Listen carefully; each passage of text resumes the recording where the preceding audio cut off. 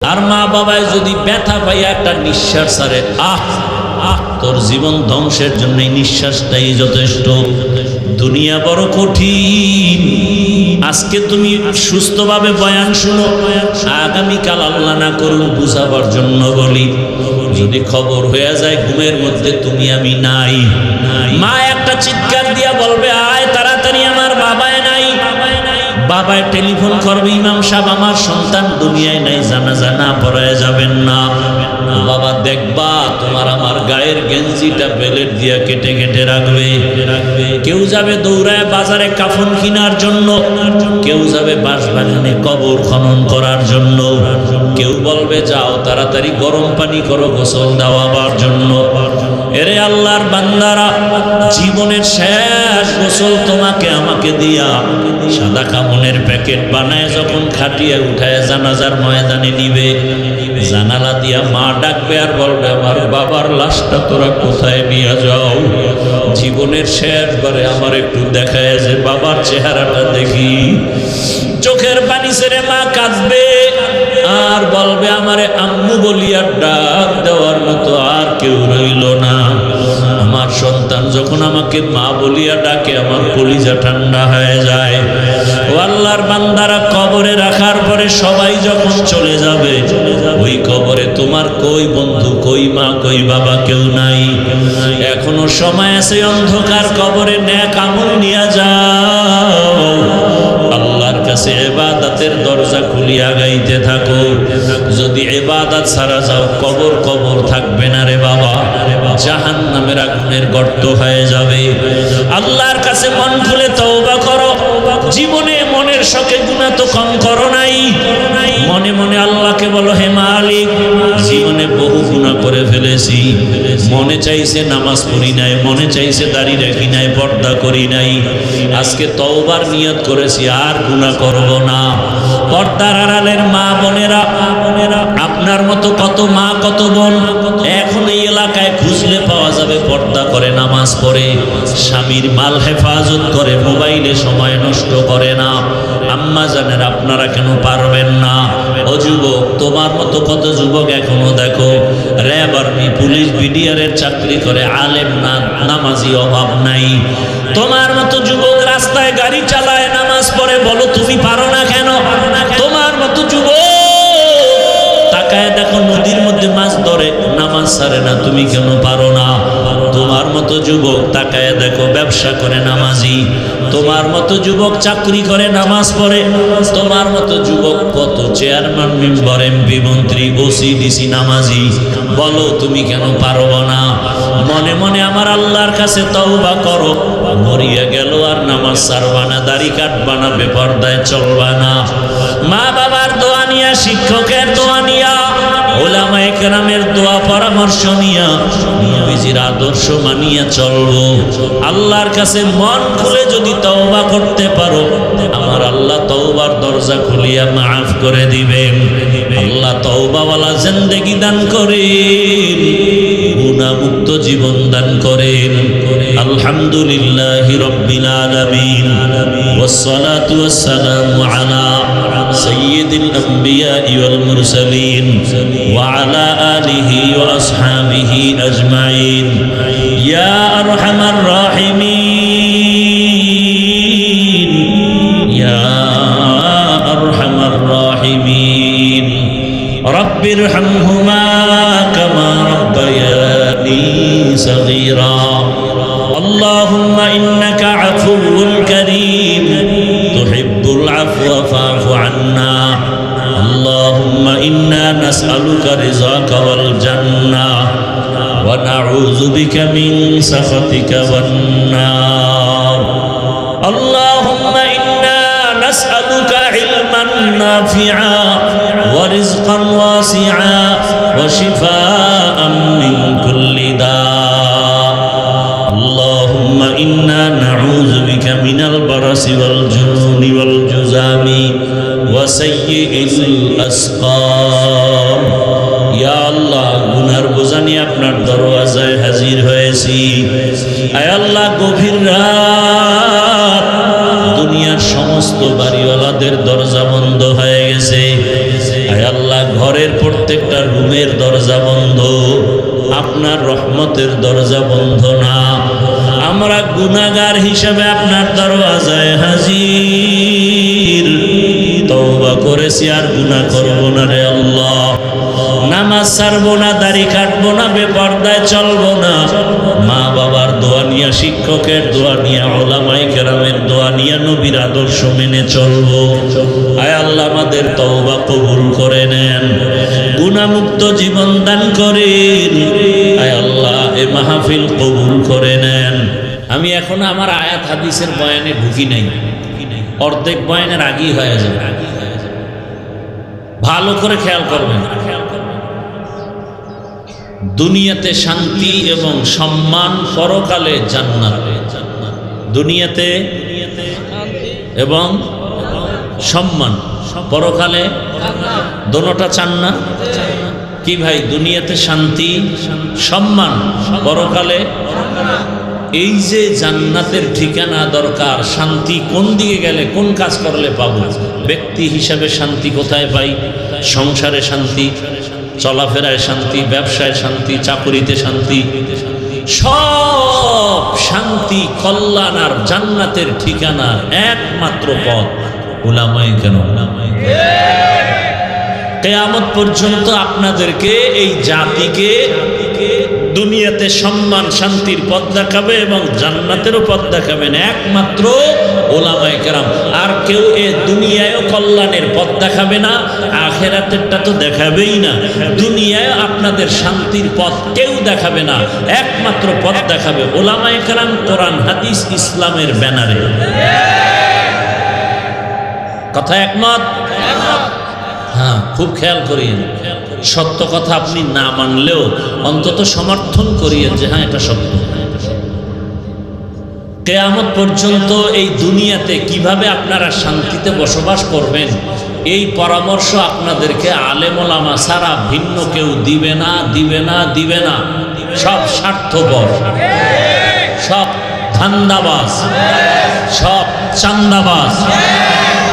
একমাত্র আপনাদের নিরেট, নির্ভেজাল, কলিজার আপন উলামায়ে কেরাম, আর বাকি সব স্বার্থপর। এরা শান্তির পথ দেখাবে না। দেখাবে কোথায়? শান্তির পথই হলো ইসলাম। ইসলাম ছাড়া শান্তির কোনো পথ। কথা বুঝেননি? আল্লাহ বুঝার তৌফিক দান করুন। আচ্ছা, আর একটু প্রশ্ন করি, কষ্ট হবে না তো ইনশাআল্লাহ? রাগ আসবে না তো? আচ্ছা, আমরা যে কোরআন মানি, আপনারা কোরআন মানেন না? হাদিস?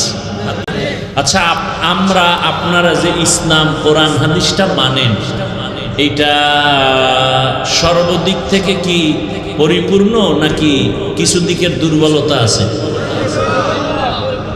দুর্বলতা একটু আছে না? নাই? আর একটু খোলামেলা বলি। কিয়ামত পর্যন্ত যত মানুষ আসবে, সমস্ত মানুষের দুনিয়ার লাইনে যত সমস্যা হতে পারে, সব লাইনের সমস্যা কি কোরআন হাদিস ইসলামে আছে? এখন বুঝেন নাই মনে হয়? জীবনের সব বিষয়ের সমস্যার সমাধান কোরআন হাদিস এবং ইসলামে আছে না নাই? আংশিক না পরিপূর্ণ? সব বিষয়? আমার মনে হয় না। আপনাদের জবাব থেকে আমার খুব ভয় লাগতেছে। সঠিক বলছেন? সঠিক? আপনাদের কথায় ভেজাল নাই না? আমি তো জানি আপনারা একটু ভেজাল করেন। চায়ের দোকানে এখানে সেখানে বলেন ইসলামে রাজনীতি নাই। এখন কোন বিধর্মী জিজ্ঞাসা করতেছে, ভাই তোমাদের ইসলামটা কেমন? আমরা কি বলবো? পারফেক্ট, পাওয়ারফুল এবং সফট। ইসলামের মতো সহজ ধর্ম পৃথিবীতে আর নাই। শান্তির ধর্ম পৃথিবীতে আর একটাও। বিধর্মী বলে তোমাদের ইসলামটা দেখতে চাই, জানতে চাই।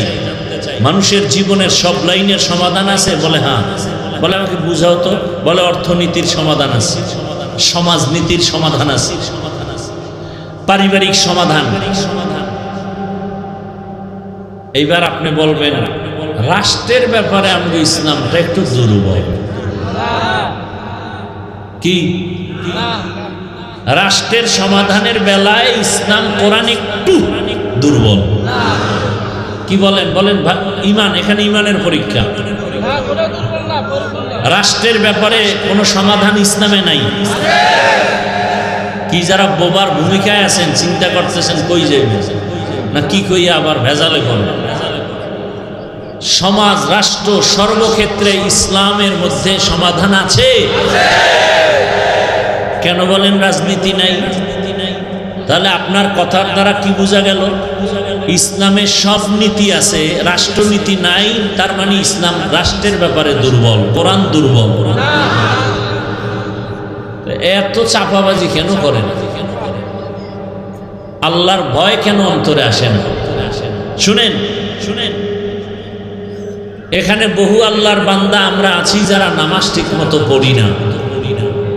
কেউ নাই? আমরা একটু খেয়াল করে বুঝবেন আমার এই শুরুর কথাগুলো। আচ্ছা, এখানে অনেকেই আমরা আছি নামাজ পড়ি না।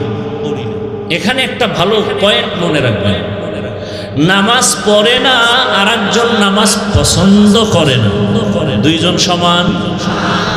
যে নামাজ পড়ে না তাকে গালি দেয়া যাবে না, তাকে হিংসা করা যাবে না, তাকে দেখলে সালাম দিতে হবে, সে মুমিন। আর একজন নামাজ পছন্দ করে না তাকে ছাড় দেওয়া যাবে না, কেন? সে বেঈমান। বুঝাইতে পারি নাই? আপনি দাড়ি রাখেন না, আমাদের মধ্যে যারা দাড়ি আমরা রাখি না, গালি দেওয়া যাবে না, বরং তাকে সালাম দিব, বুকে লাগাবো। কিন্তু কেউ যদি বলে আমি দাড়ি পছন্দ করি না, তাকে ছাড় দেওয়া যাবে না। যে দাড়ি রাখে না সে মুমিন, যে পছন্দ করে না সে তাজা বেঈমান। ব্যবধান বুঝছেন তো? যে দাড়ি রাখে না তার অন্তরে আগ্রহ আছে, রাখবে, সে মুমিন। আর যে বিরোধিতা করে সে কি? বেঈমান, রাখার আগ্রহ নাই। পর্দার বিধান আপনি পর্দা পালন না করলেও মানেন, কিন্তু পর্দা করেন না, আপনাকে গালি দেওয়া যাবে না। আপনাকে মহাব্বতের সাথে বুকে লাগাবো, সালাম দিব, কিন্তু পর্দার বিরোধিতা করলে ছাড় দেওয়া যাবে না। কথা বুঝছেন? আপনি ইসলামের রাজনীতি করেন না, কোনো ঝগড়া নাই, দ্বন্দ্ব নাই, সালাম আগে দিব, বুকে লাগাবো, নাস্তা খাওয়াবো, বুঝাবো, গালি দিব না, কিন্তু বিরোধিতা করলে ছাড় নাই। ব্যবধান বুঝছেন? হ্যাঁ, বুঝটাই ঠিক করা। বয়ানের মূল টার্গেট বুঝ ঠিক করা।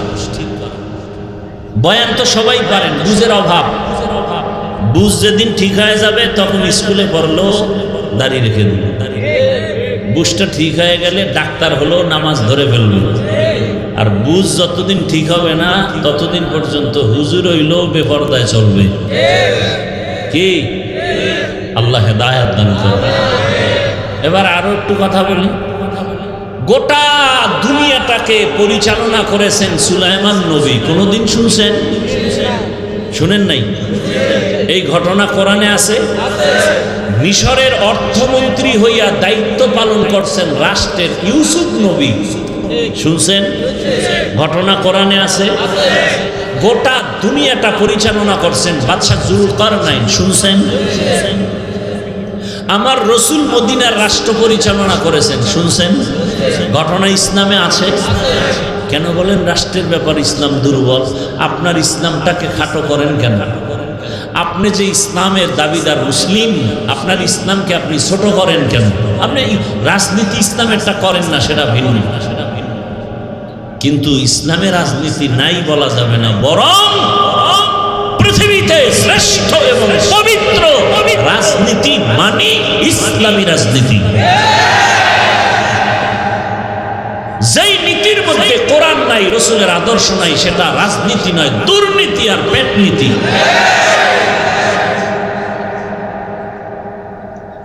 যুবকদের তো আমি ওয়াদা করাইতেছি এখন সব জায়গায়, মাহফিলে, ঢাকা সহ। ও যুবক বাবারা, 200 টাকা খরচ করে ব্যানার বানাও, 2 ফিট 3 ফিট ব্যানারে বড় করে স্লোগান লেখো, পৃথিবীতে শ্রেষ্ঠ রাজনীতি ইসলামী রাজনীতি, আর ইসলামী রাজনীতি পাক, সব রাজনীতি নাপাক। সব রাজনীতি একমাত্র পবিত্র রাজনীতি ইসলাম। এবং আবার এক ব্যানার বানায় লেখো আর বাজারে বাজারে টানাও, আল্লাহর কসম জমিনে যতদিন পর্যন্ত ইসলাম কায়েম হবে না ততদিন পর্যন্ত চাপাবাজি চলবে, শান্তি কেউ দেখবে না, দেখবে না, দেখবে না। কি চলবে? চাপাবাজি, সব উল্টাই ফেলাম। হ্যাঁ হ্যাঁ। আচ্ছা, যে ব্যক্তি মদ পান করে তার দিমাগ খুব পাক। চট্টগ্রামে মদ পান করে তো জিকির করে না? হ্যাঁ, মদ পান করলেই বৌরে মা কয়, দিমাগ পাক। যে ব্যক্তি 3 বেলা খায়, বিড়ি টানে, গাঞ্জা খায়, সারা রাত মোবাইলে জেনা করে, চোখের জেনা, কানের জেনা, অন্তরের জেনা, জবানের জেনা, নারীর উপরে হামলা করে, ধর্ষণ করে, গরিবের উপরে জুলুম করে, রক্ত চুষে খায়, এমন ব্যক্তির দিমাগ পাক না না পাক? এর চরিত্র ফুলের মতো পবিত্র হলে কাঠটা খারাপ, আমগো হুজুর গোটা খারাপ। আল্লাহ হেদায়াত দান করে। একটা উদাহরণ দিয়া আমার মূল বয়ানে যাই না। লঙ্গির ভিতরে গোবর লাগছে, গোবর চিনেননি? গোবর ইন্ডিয়া থেকে আসে। এখন লঙ্গিতে গোবর লাগার কারণে লঙ্গি পাক না না পাক? এই নাপাক গোবর দূর করতে হলে কি লাগবে? একজনে খুঁজতে খুঁজতে খুঁজতে খুঁজতে আধা ঘন্টা পানি পায় না, চান্দি গরম। একজনে কয় ভাই এত মেহনত করো কেন? পানি তো তোমার কাছেই আছে, তোমার নিজের কাছেই তো পানি আছে। ওই পানির নাম কি? প্রস্রাব। এই পেশাবের পানি দিয়ে তো গোবরটা ধুয়ে দিতে পারো। আরে ভাই, এই বুদ্ধিটা আধা ঘন্টা আগে হয়েছিল। ঘুরতে ঘুরতে মাথা গরম, পানি পাই না। সত্য সুন্দর একটা পরামর্শ আমাকে দিছো। এই লোকটা প্রস্রাব দিয়া গোবরের নাপাক ধুইয়া ফেলছে লঙ্গির। আপনাদের ধারণা মতে কেমন পাক হলো? নাপাক আরো ছড়াইলো।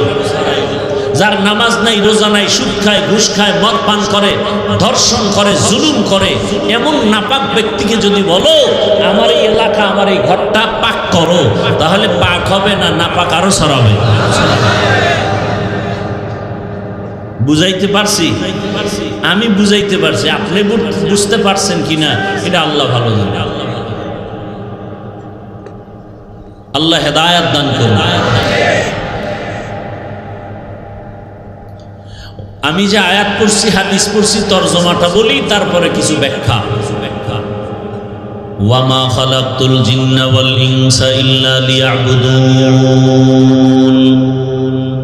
আল্লাহ বলেন আমি জিন ও ইনসানকে সৃষ্টি করি নাই, হ্যাঁ করেছি আমার ইবাদতের জন্য। নবীজি বলেন লা তাআতা লি মাখলুকিন ফি মাসিয়াতিল খালিক। আল্লাহকে অসন্তুষ্ট করে পৃথিবীর কারো হুকুম মানা হারাম। খেয়াল করিয়েন, এটা হলো তরজমা। আল্লাহকে বেজার করে, অসন্তুষ্ট করে ভিন্ন কারো হুকুম মানা কি? তরজমা শেষ। ব্যাখ্যা কি করব? মন করা একটা করলে হবে না। নবীজি হাদিস বলছেন, ব্যাখ্যা করছেন, সাহাবায়ে কেরাম শুনছেন, তারাও ব্যাখ্যা শিখাইছেন। শিখাইতে শিখাইতে আজ পর্যন্ত যে ব্যাখ্যা আসছে, সেই ব্যাখ্যা আল্লাহকে অসন্তুষ্ট করে পৃথিবীর ভিন্ন কারো হুকুম মানা হারাম মানি হলো আল্লাহকে বেজার করে মা বাবার কথা মানা হারাম, আল্লাহকে বেজার করে পীরের কথা মানা হারাম। এখন একজনে দাঁড়ায় যদি কা হাফিজ ভাই পীরের কথা মানা হারাম কত নাম্বার আয়াতে আছে? এরকম বহু তারসের আছে, হুদা জায়গায় ফেস লাগাই দিয়ে আছে না? ভালো করে বুঝে, ভালো করে বুঝে। আল্লাহকে বেজার করে নেতার কথা মানা হারাম, আল্লাহকে অসন্তুষ্ট করে নেত্রীর কথা মানা হারাম। কয়টা কোন হাদিসে আছে? আছে না নাই? দেখতে নারী চলন বাঁকা। আরে আপনার শরীরে রোগ আছে 5টা। ডাক্তারের চেম্বারে যাবেন, ডাক্তার আপনাকে চেক করবে, রক্ত টেস্ট করবে, করার পরে দেখবে আপনার বড় রোগ, আপনার লিভারে সমস্যা, জ্বরও আছে, ঠান্ডাও আছে। 5টা রোগের মধ্যে যেটা আসল রোগ, বড় রোগ, এটাকে আগে ধরবে। অপারেশনের রোগ থাকলে আগে করবে, বাকিগুলো পরে। বুঝেন না কথা? তাহলে ইসলাম কোরআন তো মানুষের ঔষধ। ওয়ানুনাজ্জিলু মিনাল কুরআনি মা হুয়া শিফাউ ওয়া রাহমাতুল লিল মুমিনিন।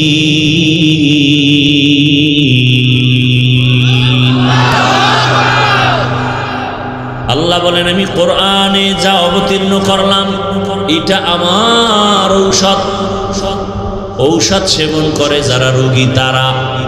সুস্থ মানুষ কখনো ঔষধ সেবন করে না। তাহলে দুনিয়ার সবাই রোগী। দুনিয়ার সব মানুষ রোগী কেন? বলে ঈমান নাই। কত ঈমান আলারাও কি রোগী? বলে হ্যাঁ। কেন? বলে ঈমান আছে, আমল নাই। এরা আমলের অভাবের রোগী। ঈমানও আছে, আমলও আছে, তারাও কি রোগী? বলে হ্যাঁ। কেন? বলে ইখলাসের অভাবের রোগী, তাকওয়ার অভাবের রোগী। সব রোগীদের রোগের ঔষধ হলো কোরআন। তাহলে আমাদের বয়ানের মূল টার্গেট ঈমানের কি কি রোগ আছে, এর মধ্যে বড় বড় রোগগুলো আগে ধরব।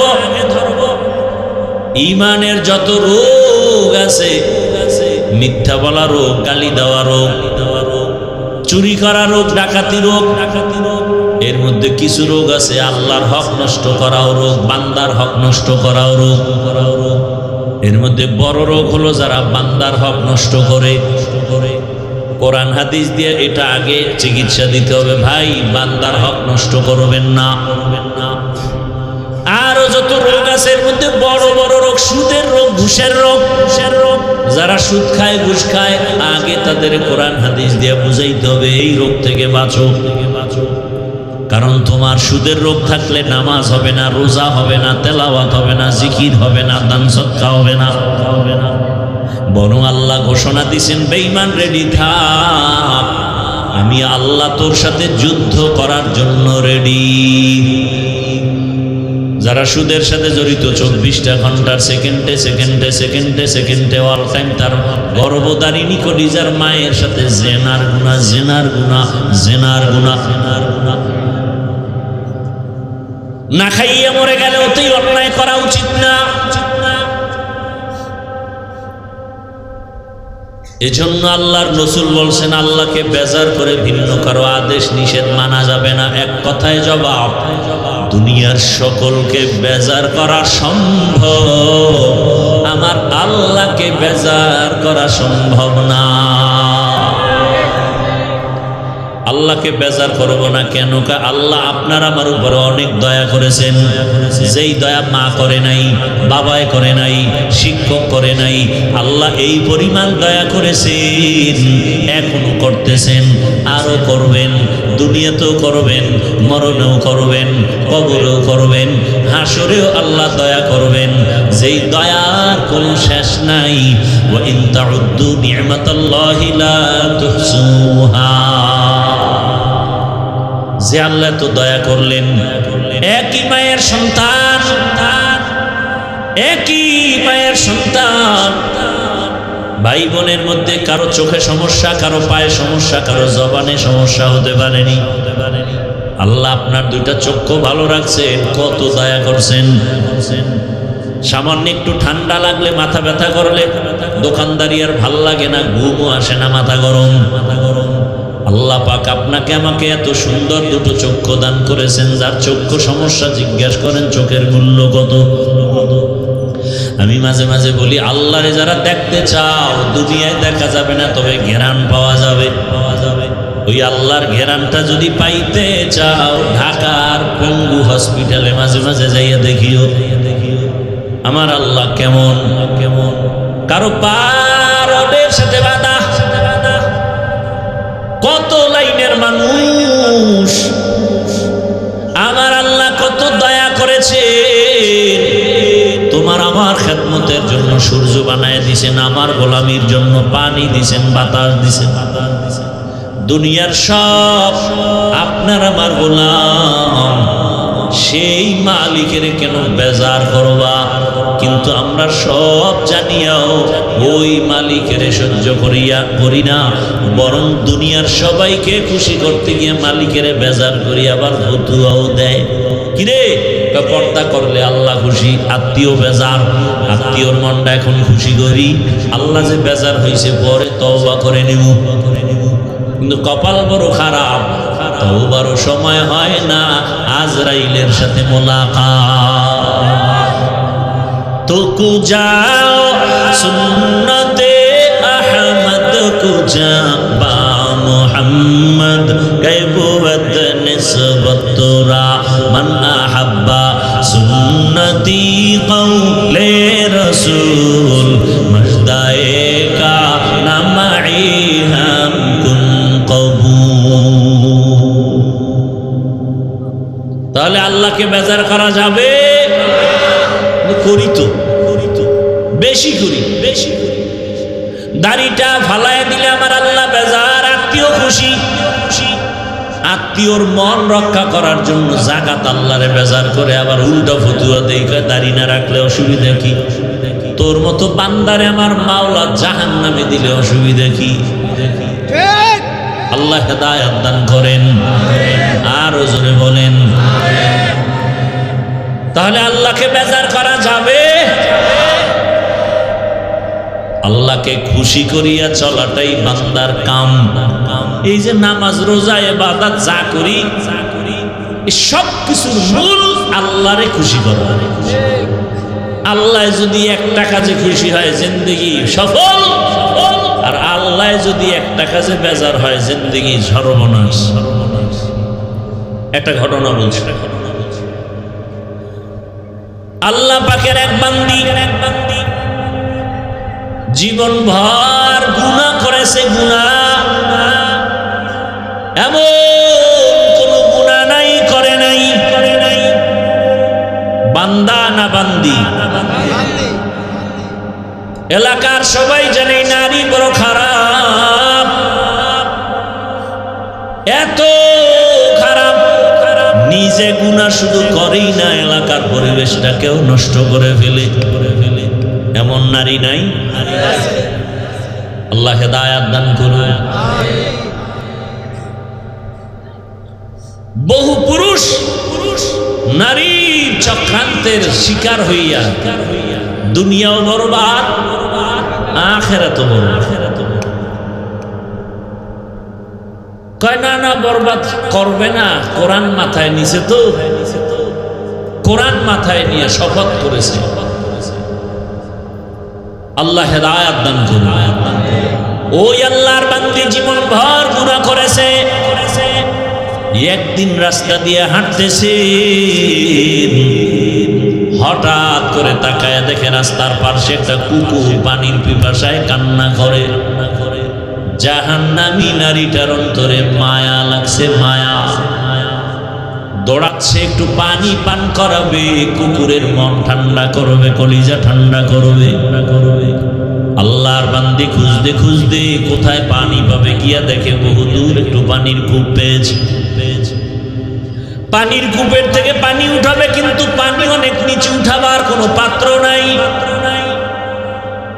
হঠাৎ মাথায় বুদ্ধি চলে আসছে, ওই জাহান্নামী নারীর পায়ে ছিল চামড়ার মোজা। মোজাটা খুলিয়া পানির মধ্যে ফেলে পানি উঠাবে, দেখে পানি আরো নিচে, আরো নিচে। মুজায়ও নাগালে আসে না। ওই আল্লাহর বান্দি এখন পেরেশান, কি করি? হঠাৎ আবার বুদ্ধি আসছে। মহিলাদের আবার হঠাৎ বুদ্ধিটা ভালো, যদিও বেশি ভেস লাগায়। হঠাৎ বুদ্ধি ভালো, গভীর বুদ্ধি কম। আল্লাহর বান্দির হঠাৎ বুদ্ধি আসলো যে মাথায় আমার একটা বিশাল বড় ওড়না লাগানো। কি লাগানো? মাথায় এক ওড়না। ছোট না বড়? জাহান্নামী নারী মাথায় ওড়না পরে রাস্তায় হাঁটে, তাও বড় ওড়না। আর আমার দেশের বোনেরা ওড়না নাই, বড় তো পরের কথা, যাও পরে তা গলার মাফলা বানায় ফ্যাশন হিসাবে, পর্দা করে না, পর্দা করে না। আর এমন সোনার বাংলাদেশে জন্ম নিলাম যে পর্দার জন্য বাবার অধিকার নাই সন্তানকে চাপ দিবে। মেয়ে যদি বলে আমি ওড়না পরবো না, বাবা চাপ দিয়ে ওড়না পরাতে পারবে না, তো বাবা আসামি হয়ে যাবে। এগুলো আমাদের মুসলিম দেশের হালাত। আরে অকৃতজ্ঞ জাতি আলেমকে বারবার গালি দাও। আজকে জমিনে আলেম ওলামা যদি না থাকতো, তাহলে হায়ওয়ান জানোয়ারের চরিত্র থেকেও মানুষের চরিত্র খারাপ হয়ে যেত। আলেম ওলামা আছে তো এখনো কিছু মানুষ আছে, আর সে আলেমকে খারাপ বলে, কথায় কথায় আলেম খারাপ। আল্লাহ হেদায়েত দান করুন। বরং ওলামায়ে কেরামে জাতির চূড়ান্ত বন্ধু, নিঃস্বার্থ বন্ধু ওলামায়ে কেরাম, আর সবগুলো স্বার্থপর।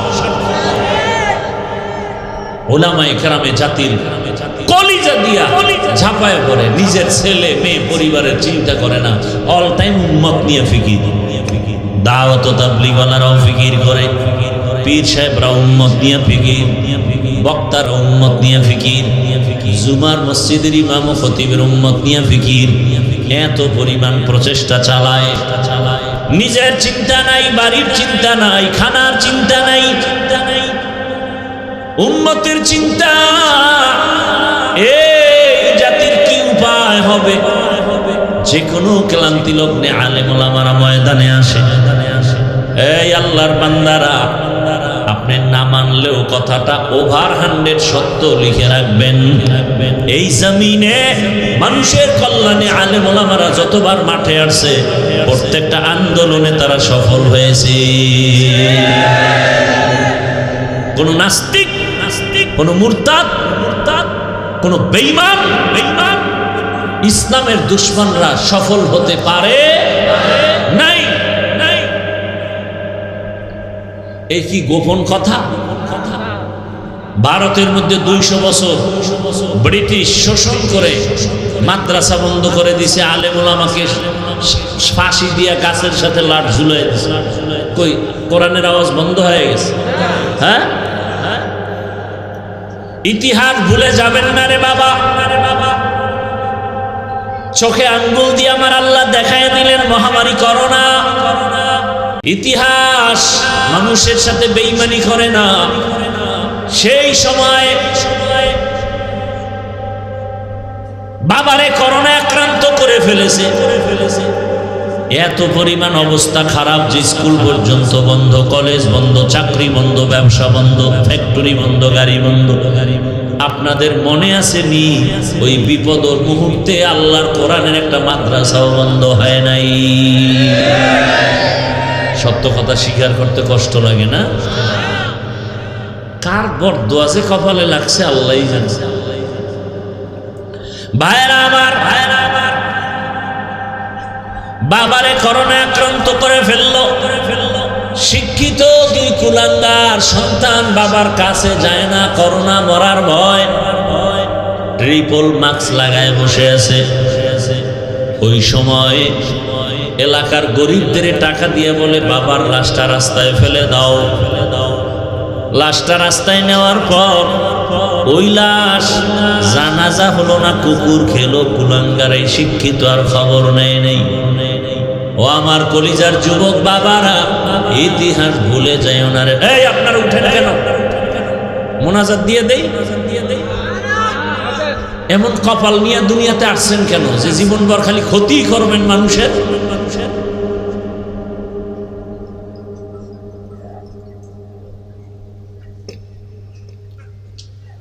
দীর্ঘ টাইম বসার অভ্যাস না থাকলে ভেতরে ঢুকেন কেন আপনারা? বাহিরে দাঁড়ায় দাঁড়ায় শুনবেন, তামাশা মনে করেন না?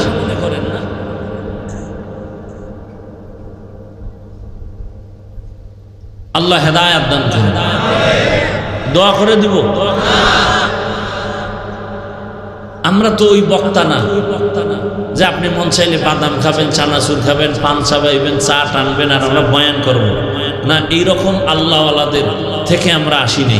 আমরা যাদের থাপ্পড় খাইয়া এখানে আসছি, এদের সামনে পান খাইলে স্টান উঠায় মাথার উপরে মারত, যে যত বড় বাহাদুর হোক না কেন। আমরা কলিজার থেকে কথা বলি, মানুষের পা ধরার মতো মন নিয়ে কথা বলি। একটা মানুষ যদি দিনের পথে আসে, সে আবেগ নিয়ে কথা বলি, সেখানে আপনি ডিস্টার্ব করবেন কেন? এই জন্য শুরুতে বলছিলাম মানুষ হইতে পারিনি। নবী বলেন ভালো মানুষকে জানো, খায়রুন নাস মাইয়ানফাউন নাস। ভালো মানুষ তো ওই ব্যক্তি যার দ্বারা অন্যের উপকার হয়, ক্ষতি হয়। কি মানুষ হইলেন? জীবনভর শুধু মানুষের ক্ষতি করার চিন্তা করলেন। হাতের দ্বারা অন্যের ক্ষতি করেন, চোখের চাহনি দিয়ে ক্ষতি করেন, জবানের কথা দিয়ে ক্ষতি করেন। জীবনে আপনার দ্বারা কেউ উপকার পাবে না। আপনার বউ আপনার ব্যবহারে কষ্ট পায়, সন্তান আপনার থেকে শান্তি পায় না। আপনি এমন একটা মানুষ যে আপনার দ্বারা আপনার মা বাপ শান্তিতে নেই। আপনি আসলেন কেন দুনিয়া? কার অভিশাপ লাগাইছেন কপালের মধ্যে? আল্লাহ হেদায়েত দান করুন।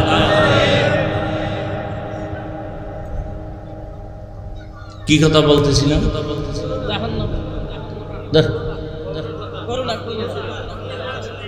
ভাইরা আমার, বাবার লাশ ওখানে আর দেখলো না। কি হলো? সেই সময় আমার দেশের টুপিওয়ালা আলেম ওলামারা আমার দেশের শত শত করোনার লাশ নিজেদের কাঁধে নিলেন, গোসল করালেন, কাফন পরালেন, জানাজা পড়ায়া কবরে দাফন করেছেন। একজন হুজুরেও করোনায় মরে নাই। মিথ্যা বলছি? কোন হুজুর না খায় মরছে? আল্লাহ চোখের সামনে দেখায় দিলেন। এই দুনিয়ায় ওলামায়ে কেরাম জাতির চূড়ান্ত বন্ধু। আর একটা তাজা উদাহরণ দেই। আরে ওলামায়ে কেরামে জাতির আপনাদের কারো ক্ষতি চায় না, সবাই চায় আপনি ভালো সম্মানে থাকেন, সুস্থ থাকেন, মা বাবার দোয়া আপনার উপরে আসুক, আপনার দ্বারা পরিবার শান্তি পাক। এই পরামর্শগুলোই তো ওলামায়ে কেরাম দেন। আপনাদের ক্ষতির কোনো পরামর্শ কোনো আলেম দেন না। তারপরেও কেন আপনি আলেমকে খারাপ বলেন? আমাকে একটা উদাহরণ দিয়ে জবাব দেন। সরকারি যারা চাকরি করে, বেসরকারি যারা চাকরি করে, বলেন জানা থাকলে তাদের ডিউটি প্রতিদিন কত ঘন্টা? বলেন। নিম্নে তাদের বেতন কত? বলেন। 20,000। 8 ঘন্টা ডিউটি, 20,000 টাকা বেতন।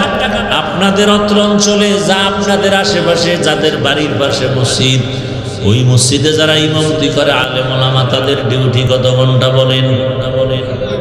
সত্য কথা বলেন। 24 ঘন্টা ডিউটি করে, মাসে বেতন কত দেন? শহর এলাকায় 10,000, 12,000, গ্রামে 5,000, 4,000, 6 মাস বাকি। এরপরও কোনো আলেম কাউকে গালি দেয় না, বরং ইমাম এত নরম ভাবে থাকে। রিক্সার ড্রাইভারেরাও কেমন যেন রিমান্ডের মতো ব্যবহার করে। জহুরের নামাজের নাই, রিক্সাওয়ালা কয় হুজুর জহুরে ছিলেন না, গেছিলেন কই? ইমাম সাহেব কয় কে তুমি? আমি রিক্সা চালাই। কয় এত পাওয়ার কেন? কয় 5 টাকা বেতন দেই। এরকম বেয়াদব আছে না নাই? সভাপতি দেয় 100 টাকা, সেক্রেটারি সভাপতির থেকে আরো ধনী। আপনি কত দেন? আমি দেই মাত্র 50। কেন? সভাপতির থেকে আপনি ধনী। কয় বেশি দিলে সভাপতির থেকে বেশি দেওয়া বেয়াদবি। এই জন্য মাত্র 150 টাকা বেতন দেয়। এই যে এরপরও কোনোদিন ইমাম সাহেব রাগ করে নাই, জুমায় বলে নাই যে বেতনের স্কেল বাড়াও, 1 তারিখের মধ্যে বেতন দাও, না হয় আসর থেকে সূরাগুলো উল্টা পড়া হবে, বলছে? বলে নাই। বরং এত রিমান্ডে রাখার পর সব ইমাম আলেমরা দোয়া করে, আল্লাহ এলাকায় শান্তি দাও, অসুস্থ রোগীরে সুস্থ বানাও, ব্যবসায় বরকত দাও, কবরওয়ালাদের জান্নাত দাও। ঠিক নি? এর পরেও যারা বলে হুজুর খারাপ, আমি বলি তোমার রক্ত খারাপ, রক্ত খারাপ, তোমার রক্ত বড় খারাপ।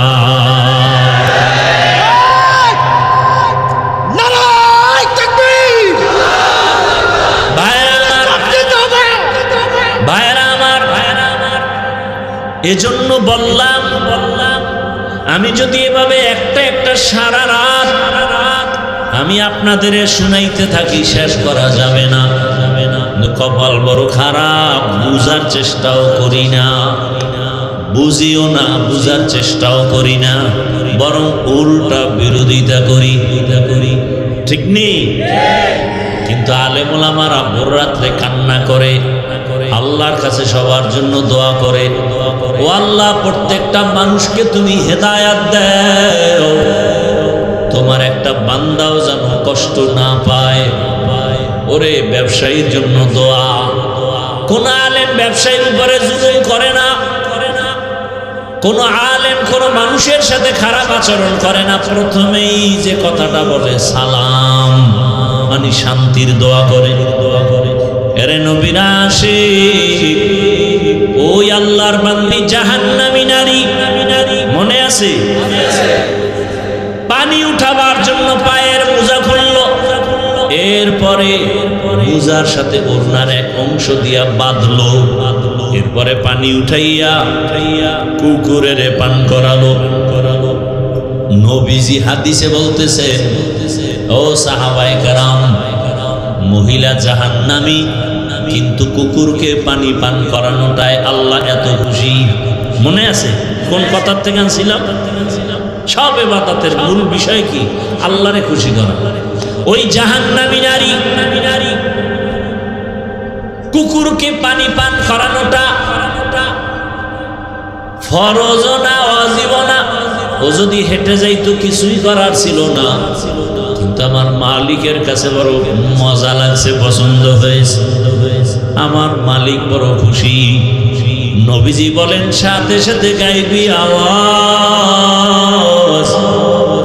গাইবের থেকে আওয়াজ আসছে, ও নারী, কুকুরকে পানি পান করানোর কারণে তোমার জীবনের সব গুনাহগুলো মাফ হয়েছে।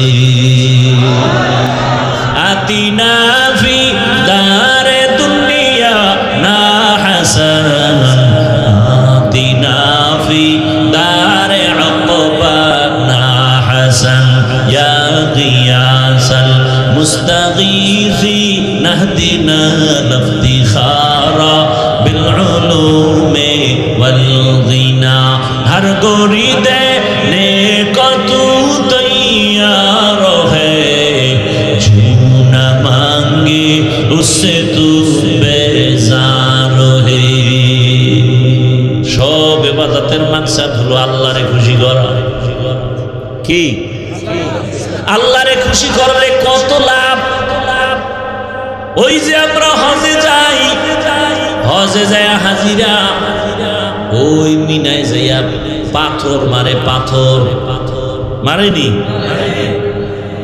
7টা করে পাথর মারে, 3টা পিলার, ওখানে শয়তান তো নাই। কিন্তু ইসমাইল নবী পাথর মারছেন, ইব্রাহিম নবী মারছেন, এই জন্য আল্লাহর কাছে মজা লাগছে। আল্লাহ স্মৃতি হিসাবে কিয়ামত পর্যন্ত কায়েম রাখছে। বাইতুল্লাহ যারা উমরায় যায়, বাইতুল্লাহটা তাওয়াফ করার পর সাফা মারওয়ায় সাই করা লাগে, 7টা চক্কর দেওয়া লাগে। নবীজি একদিন চক্কর দিয়া মুস্কি হাসেন আর কয়, ও আল্লাহ, কি জন্য তুমি আমাকে এই কষ্টটা দিলা? আম্মাজান ইসমাইল নবীর মা হাজেরা যদি দৌড় না দিতেন, আল্লাহ এই আইন কোথা থেকে আনতেন? কেন করলেন? দৌড়াইতে অনেক অনেক কষ্ট, 60টা চক্কর দিলে খবর হয়ে যায়। আমরা জুয়ানরাও পারতে বড় কষ্ট লাগে। ওই সাফা মারওয়ার সাই, আল্লাহ কয় হাজেরা দৌড় দিছি, আমার কাছে বড় ভালো লাগছে, মজা লাগছে। আমি হাজেরার দৌড়ে খুশি। আমি আল্লাহ এটাকে স্মৃতি হিসাবে কিয়ামত পর্যন্ত রাখছি। যেই হাজি ওমরা করো আর হজ করো, হাজেরার দৌড়ের জায়গায় যদি দৌড় না দেও, হজ কবুল হবে না। ভাইরা আমার, ভাইরা আমার, তো আল্লাহ খুশি হওয়া এটাই আমার মাকসাদ। এজন্য আল্লাহ বলেন, ওয়া মা খালাকতুল জিন্না ওয়াল ইনসা ইল্লা লিয়াবুদুন। আমি মানুষ ও জিন বানাই নাই। খেয়াল করেন, খেয়াল করেন আমার তেলাওয়াতকৃত আয়াতের অল্প 5-10 মিনিটে মোনাজাত দিয়ে দিই। আল্লাহ তাআলা বলেন, আমি জিন ইনসানকে সৃষ্টি করি নাই, হ্যাঁ করেছি, করেছি ইবাদতের জন্য। ঘুরাইয়া বললেন কেন? ডাইরেক্ট যদি বলতেন ইবাদতের জন্য মানুষ বানাইছি তো হতো। ঘুরাইয়া বললেন কেন? ফি'লুল হাকিম লা ইয়াখলু আনিল হিকমা। হাকিমের কোন কাজ হিকমত থেকে খালি না। আল্লাহ বুঝাইলেন, মানুষ তোমার অন্তর আর জেহেনটাকে পুরা খালি করো, তোমারে বানানো হয় নাই। এটা মাথায় ঢুকে এবার একটা কথা ঢুকাও, তোমাকে বানানোর একটাই মাত্র কাজ, জিন্দেগিতে তোমার আর কোনো কাজ নাই। ওই কাজের নাম হলো ইবাদত। এখানে আর একটু ব্যাখ্যা। ওয়া মা খালাকতুল জিন্না ওয়াল ইনসা ইল্লা লিয়াবুদুন। এখানে অধিকাংশ মুফাসসিরিনে কেরাম ইবাদতের ব্যাখ্যা করেছেন লিয়ারিফুন। আরাফা ইয়ারিফু থেকে মারিফত। মারিফত মানে আল্লাহর পরিচয় লাভ করা। তাহলে আল্লাহ কি বলেন? আয়াতের অর্থ কি? ওয়া মা খালাকতুল জিন্না ওয়াল ইনসা ইল্লা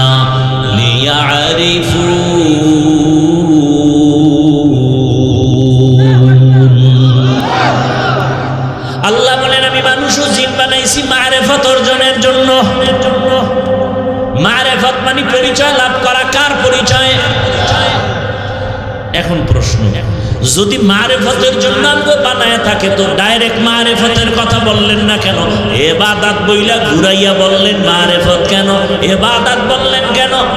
ডাইরেক্ট মারিফত বলতেন। মুফাসসিরিনে কেরাম এখানেও জবাব দেয় যে আল্লাহ যে মারিফত মাকসাদ নিয়ে ইবাদত শব্দ দিয়ে বলছেন, উদ্দেশ্য নিছেন মারিফত। কারণ হলো মারিফতের দরজা বান্দা ইবাদত ছাড়া খুলবে না। শরীয়তরা মুকদ্দম দার আকনু মারিফত আজ শরীয়ত। শরীয়ত নিস্তে বেরু শরীয়ত হো তরিকত হো তমামি। হकीकत में मुहकत हो तमाम গোলামি। তাহলে মারিফত অর্জনের জন্য কি লাগবে? কি লাগবে? ইবাদত ছাড়া মারিফত হবে না, হবে না। আর আমার আল্লাহ গায়বের মালিক জানতে, এই জমিনে এমন একটা সময় আসবে মানুষ ইবাদত ছাড়া মারিফতের দাবি করবে, দাবি করবে। বর্তমানে আমগো সোনার বাংলায় বহু মারিফতের সম্রাট আছে, ইবাদত নাই। আছে না নাই? কারণ নামাজের বদল নামাজ একবার পড়লেই হয়। এটার আবার গান বানাইছে, নামাজ পড়ো মুসল্লি, নামাজের কি রাখো ডর। যেই নামাজে জান্নাত পাবি সেই নামাজ কোথায় তোমার? যেই নামাজে জান্নাতে যাবি সেই নামাজ পড়বি, হুদা পড়ে লাভ কি? এই জন্য কয় আমরা একবার পড়ি, পড়লে এক নামাজ দিয়ে জান্নাতে যাব। আল্লাহর ভাগ্য কি, আল্লাহর কুদরত কি যে ওই সান কভাইল্লা মরার আগে নামাজের টাইম পায় না, আজরাইল হাজির। আল্লাহ বুঝাইলেন শরীয়ত ছাড়া ইবাদত ছাড়া মারিফত হবে না। অতএব যারা শরীয়ত আর ইবাদত বাদ দিয়া মারিফতের সম্রাট হবে, এটা মারিফতের সম্রাট না, এরা সব মরার পথের সম্রাট। এদের কাছে গেলে দুনিয়াও মরণ, আখিরাতেও মরণ। দুনিয়ায় মরণ, আখিরাতে মরণ। আবার লাল কাপড় টানাইছে, লাল কাপড় কথা হয় না। কি কাপড়? লাল কাপড় লাগায় কই? ভালো জায়গায় লাগায়। অ্যাম্বুলেন্সে কি লাগায়? কথা কন না কেন? সিগন্যাল দিতে আছে, রেড সিগন্যাল। একজনে হুজুরে আমাকে বুঝাইছে, কিয়ামতের দিন ওরা চালাক তো, আল্লাহ জিগে ভাই এই মানুষগুলোরে তুই ধ্বংস করলি কেন? তুই যে মারিফতের সম্রাট দাবি করলি ইবাদত ছাড়া, কাল এটা আমি যা করছি দুনিয়া পাওয়ার জন্য, ওরা আসছে কেন? আমি তো লাল কাপড় দিয়ে রেড সিগন্যাল দিয়েই রাখছিলাম। কি আমি তো রেড সিগন্যাল দিয়েই রাখছি, এদিকে আসবি না। ভিতরের অবস্থা কিন্তু ভালো না। ইবাদত ছাড়া মারিফত কোনোদিন হবে না, খোদার কসম। যেমন গাভীর দুধ ছাড়া মাখন পাওয়া যায় না, ঘি পাওয়া যায় না, ছানা পাওয়া যায় না, ইবাদত ছাড়া মারিফত অর্জন হবে না, হবে না। ব্যাখ্যা করবো না, আরো সময় আছে, আরো ব্যাখ্যা করেছি আমি, এখানে আর করবো না, টাইম নাই। আপনাদেরও ধৈর্য নাই। শুনেন, আমি ইবাদতের জন্য যে আল্লাহ বানাইছেন খেয়াল করেন। তিনটা কথা এখানে আছে, এই তিনটা কথা বলতে কতটুকু সময় যাবে জানি না, যতটুকু তাড়াতাড়ি পারি বলুন। ইবাদতের জন্য আল্লাহ বানাইছেন, তাহলে আপনার আমার জীবনে কাজ কয়টা? নাম কি? এখন আমি জানবো ইবাদত কি, ইবাদত কেন, ইবাদত কিভাবে, ইবাদত কি আমার জানতে হবে। অনেকে বলে মসজিদে ঢোক, তাসবিহ হাতে ল, পাগড়ি লাগা, জিকির কর, ইবাদত ফাইনাল। আর বাইরে কোনো ইবাদত নাই। ভালো করে বুঝেন ইবাদত কি, ইবাদত কেন, ইবাদত কিভাবে। তিনটা কথার জবাব নেন। এক নাম্বার জবাব, ইবাদত কি?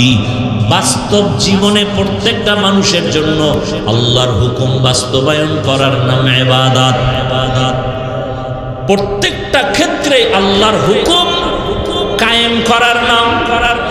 এবার আমাকে বলেন, আল্লাহর হুকুম নাই এমন কি কাজ আছে? কি? বাথরুমে গেলে বুঝি আল্লাহর হুকুম নাই, ব্যবসা আল্লাহর হুকুম নাই, চাকরিতে আল্লাহর হুকুম নাই। তাহলে আল্লাহর হুকুম বাস্তবায়ন করার নাম ইবাদত। দুনিয়ার সব কাজ আমার আল্লাহর হুকুম মতো করো তো ইবাদত হবে। জীবনে আল্লাহর হুকুম বাস্তবায়ন করার নাম ইবাদত। দ্বিতীয় প্রশ্ন হলো, ইবাদত কেন করব? ইবাদত করব কেন? এক নাম্বার উদ্দেশ্য, আমার রবের সাথে হবে মুলাকাত, আর আমরা পুরস্কার হিসাবে পাবো জান্নাত। ইবাদতের মূল টার্গেট কার সাথে? মুলাকাত, রবের সাথে মুলাকাত, পুরস্কার পাবো জান্নাত। রবের সাথে মুলাকাত করা আমার মাকসাদ। আমি আবার রবের সাথে মুলাকাত করব।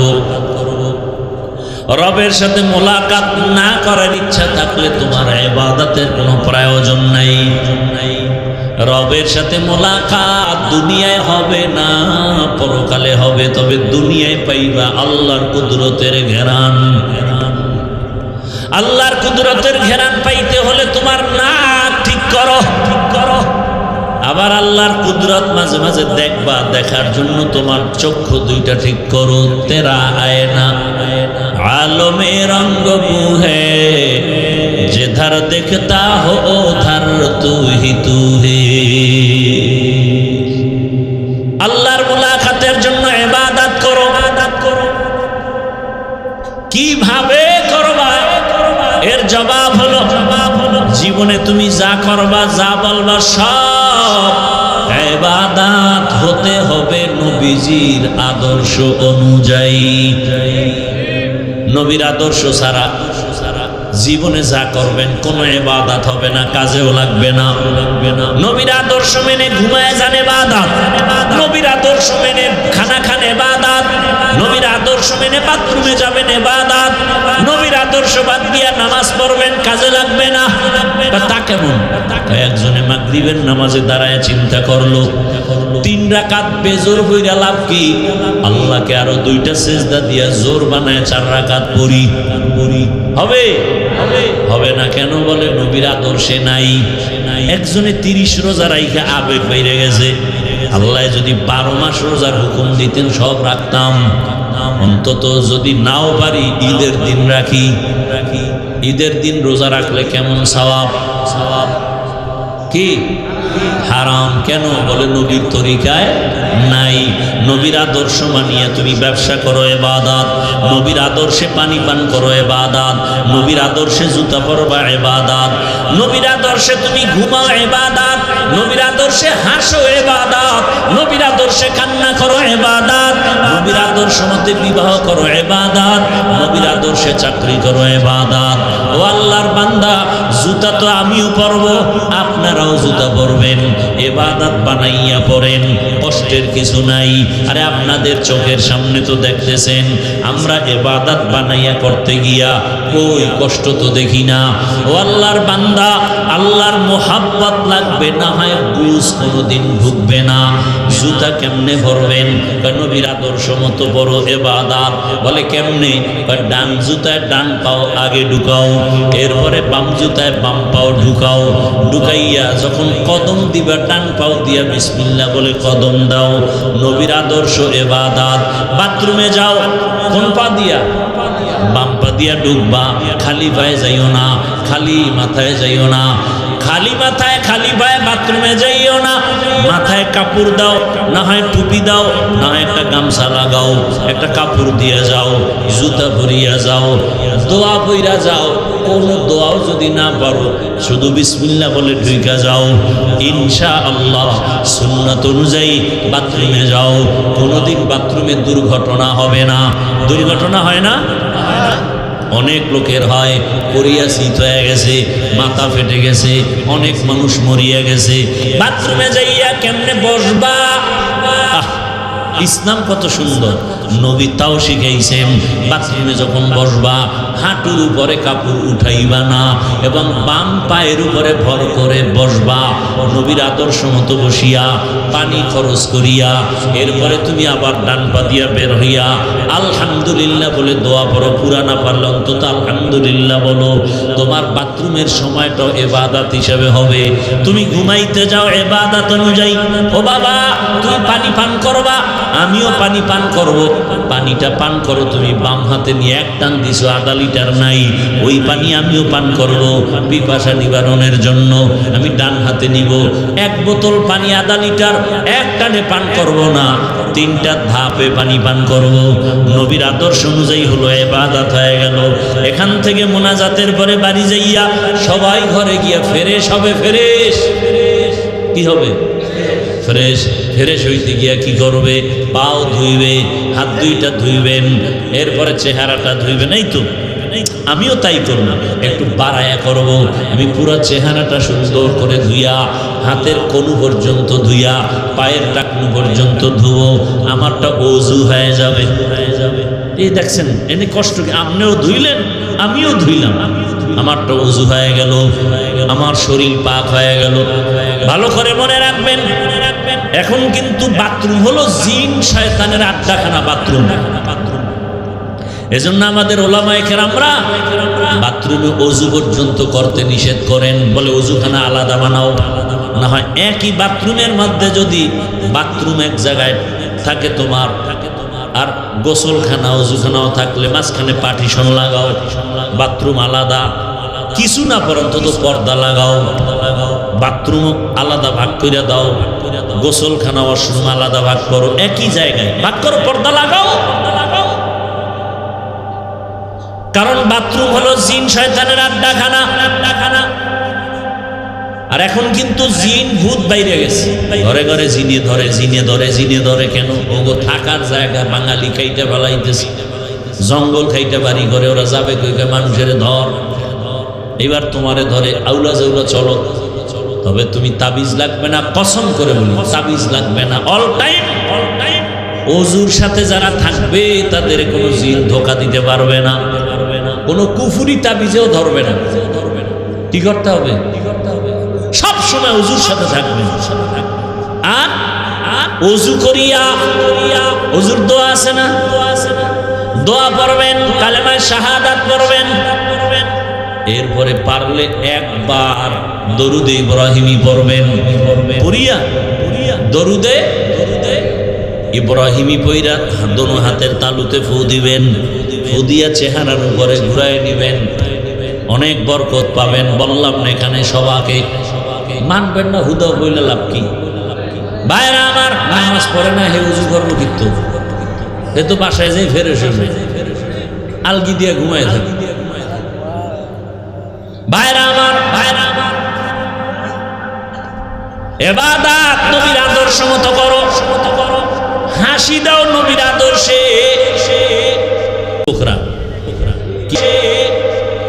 খালি হাসবি তোর প্রেমিকার সাথে, মায়ের সাথে হাসি দাও ইবাদত, বাবার সাথে হাসি মুখে কথা বলো ইবাদত। এরে আল্লাহর গোলাম, যারা বিবাহ করছেন স্ত্রীর সাথে হাসি মুখে কথা বলবেন ইবাদত। টাইম কই? মোবাইল চালাই তো ঘুমানোর টাইম পাই না। আল্লাহর ইবাদতের মাকসাদ আমার মালিকের মুলাকাত। ও আমার কলিজার যুবক, কয়দিন আর দুনিয়াতে বাঁচবারে বাবা? এতক্ষণ চিল্লাইয়া যে বয়ান করি একবারও বলি নাই সবাই আমার মতো টুপি লাগাও, দাড়ি লাগায় হুজুর হইয়া কওমি মাদ্রাসায় যাও। বলছি একবারও বলি না তাবলীগে যেতেই হবে, না হয় জাহান্নাম। একবারও বলি নাই তুমি পীরের কাছে যাও, না হয় জাহান্নাম। সারা বাংলাদেশের যুবকদের বলি বাবারা, তুমি স্কুলে পড়ো, কলেজে পড়ো, চাকরি করো, ব্যবসা করো, বাধা নাই। তবে ওখানে থাইকা তুমি ডাক্তার হও, ইঞ্জিনিয়ার হও, প্রফেসর হও, এসপি হও, ডিসি হও। তবে একটা ছোট দাবি বাবা, বেয়াদব হইও না। ডাক্তার হয়ে যদি বেয়াদব হও, তাসলিমার মতো জুতা খেয়ে দেশ থেকে পালাতে হবে। এমন সান কপাল যে মরার পরে লাশটাও জমিনে আসার নিশ্চয়তা নাই। ডাক্তার হও, বেয়াদব হও না। ইঞ্জিনিয়ার হও, বেয়াদব হও না। প্রফেসর হও, বেয়াদব হও না। ওই ঢাকা কলেজের প্রফেসর আহমদ শরীফ কত বড় গাদ্দারি করে মরল, কবরও কপালে জুটে নাই, কবর হয় নাই।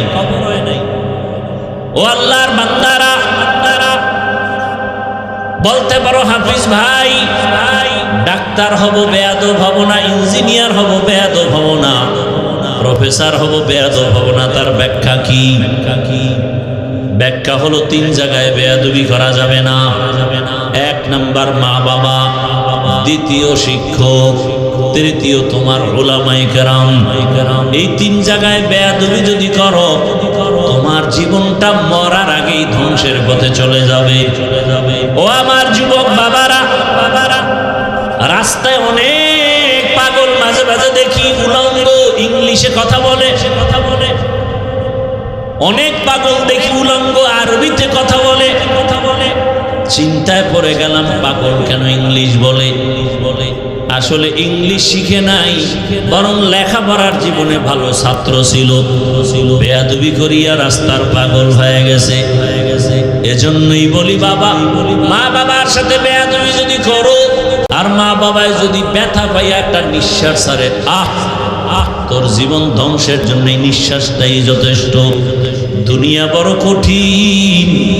আজকে তুমি সুস্থভাবে বয়ান শুনো, আগামীকাল আল্লাহ না করুন বুঝাবার জন্য বলি, যদি খবর হয়ে যায় ঘুমের মধ্যে তুমি আমি নাই, মা একটা চিৎকার দিয়া বলবে, আয় তাড়াতাড়ি, আমার বাবায় নাই। বাবায় টেলিফোন করবে, ইমাম সাহেব আমার সন্তান দুনিয়ায় নাই, জানাজা না পড়ায় যাবেন না। বাবা দেখবা তোমার আমার গায়ের গেঞ্জিটা বেলেট দিয়া কেটে কেটে রাখবে। কেউ যাবে দৌড়ায় বাজারে কাফন কেনার জন্য, কেউ যাবে বাঁশবাগানে কবর খনন করার জন্য, কেউ বলবে যাও তাড়াতাড়ি গরম পানি করো গোসল দেওয়াবার জন্য। এরে আল্লাহর বান্দারা, জীবনের শেষ গোসল তোমাকে আমাকে দিয়া সাদা কামনের প্যাকেট বানায় যখন খাটিয়ে উঠায় জানাজার ময়দানে নিবে, জানালা দিয়া মা ডাকবে আর বলবে আমার বাবার লাশটা তোরা কোথায় নিয়ে যাও? জীবনের শেষবারে আমার একটু দেখায় যে বাবার চেহারাটা দেখি। চোখের পানি ছেড়ে মা কাঁদবে আর বলবে আমারে আম্মু বলিয়া ডাক দেওয়ার মতো আর কেউ রইল না। আমার সন্তান যখন আমাকে মা বলিয়া ডাকে আমার কলিজা ঠান্ডা হয়ে যায়। ও আল্লাহর বান্দারা, কবরে রাখার পরে সবাই যখন চলে যাবে, ওই কবরে তোমার কই বন্ধু, কই মা, কই বাবা কেউ নাই। এখনো সময় আছে, অন্ধকার কবরে নেক আমল নিয়ে যাও। আল্লাহর কাছে ইবাদতের দরজা খুলিয়া গাইতে থাকো। যদি ইবাদত ছাড়া যাও, কবর কবর থাকবে না রে বাবা, জাহান্নামের আগুনের গর্ত হয়ে যাবে।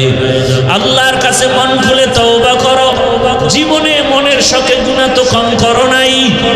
মনে মনে আল্লাহকে বলো, হে মালিক, জীবনে বহু গুনাহ করে ফেলেছি। মনে চাইছে নামাজ পড়ি নাই, মনে চাইছে দাড়ি রাখি নাই, পর্দা করি নাই। আজকে তওবার নিয়ত করেছি, আর গুনাহ করব না। পর্দার আড়ালের মা বোনেরা, আপনার মতো কত মা কত বোন এখন এই এলাকায় খুঁজলে পাওয়া যাবে, পর্দা করে, নামাজ পড়ে, স্বামীর মাল হেফাজত করে, মোবাইলে সময় নষ্ট করে না। আম্মা জানেন আপনারা কেন পারবেন না? ও যুবক, তোমার মতো কত যুবক এখনো দেখো র্যাব, আর্মি, পুলিশ, বিডিআরের চাকরি করে, আলেম না, নামাজি অভাব নাই। তোমার মতো যুবক রাস্তায় গাড়ি চালায়, নামাজ পড়ে, বলো তুমি পারো না কেন? তোমার মতো যুবক তাকায় দেখো নদীর মধ্যে মাছ ধরে, নামাজ ছাড়ে না, তুমি কেন পারো না? তোমার মতো যুবক তাকায় দেখো ব্যবসা করে, নামাজি। তোমার মতো যুবক চাকরি করে, নামাজ পড়ে। তোমার মতো যুবক কত চেয়ারম্যান, মেম্বার, এমপি, মন্ত্রী, ওসি, ডিসি, নামাজি। বলো তুমি কেন পারবো না? মনে মনে আমার আল্লাহর কাছে তওবা করো। মরিয়া গেল আর নামাজ ছাড়বা না, দাড়ি কাটবা না, বেপরদায় চলবা না।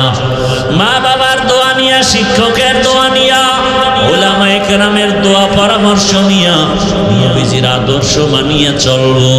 আল্লাহর কাছে মন খুলে যদি তওবা করতে পারো, আমার আল্লাহ তওবার দরজা খুলিয়া মাফ করে দিবেন। আল্লাহ তওবাওয়ালা জিন্দেগি দান করেন, গুনাহমুক্ত জীবন দান করেন। আলহামদুলিল্লাহি রাব্বিল আলামিন, ওয়াসসালাতু ওয়াসসালামু আলা সাইয়্যিদিল আমবিয়া'i ওয়াল মুরসালিন ওয়া আলা আলিহি ওয়া আসহাবিহি আজমাইন। ইয়া আরহামার রাহিমিন, ইয়া আরহামার রাহিমিন। রব্বিরহামহুমা কামা রাব্বায়ানি সগীরা।